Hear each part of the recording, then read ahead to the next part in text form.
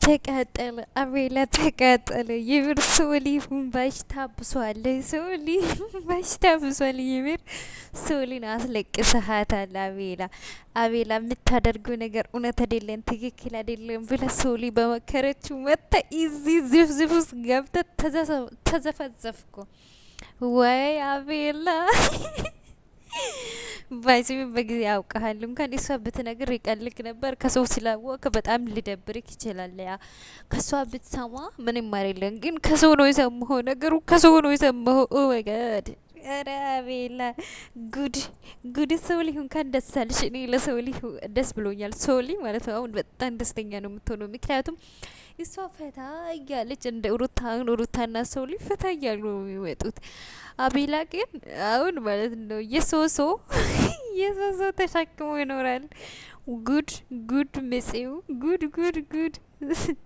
አረ ጉይ! እኔ ደስ አለኝ የምር ይህንን በመስማቴ እናቴን ደስ ብሎኛል። ወይኔ አቤላ ሄርሜላ ማለት ነው ለራሷ እንደዚህ ስለሆነች አቤላንም እንደዚህ ያስደረገችው። አሁን አቤላ ምንድነው የምትሆነው? አረ ውይ! አረ ውይ! የሰውቃል እኔ ደስ ብሎኛል የምር እኔ ደስ ብሎኛል። እዴ እዴ እንዴ ትቃልዳላችሁ እንዴ?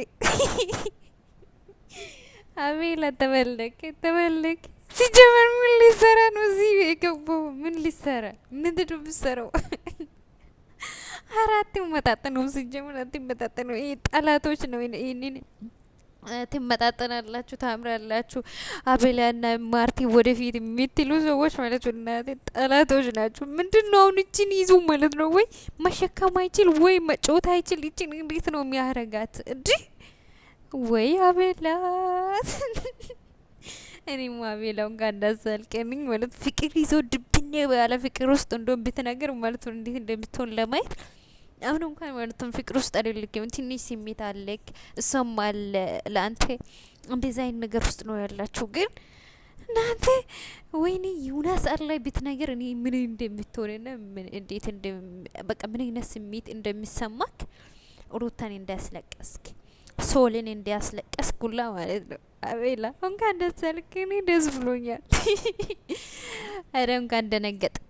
አንተ እንድትደነግጥ ነው የምፈልገው። እንኳን ደነገጥክ። ጫታሙ ወይኔ ወይኔ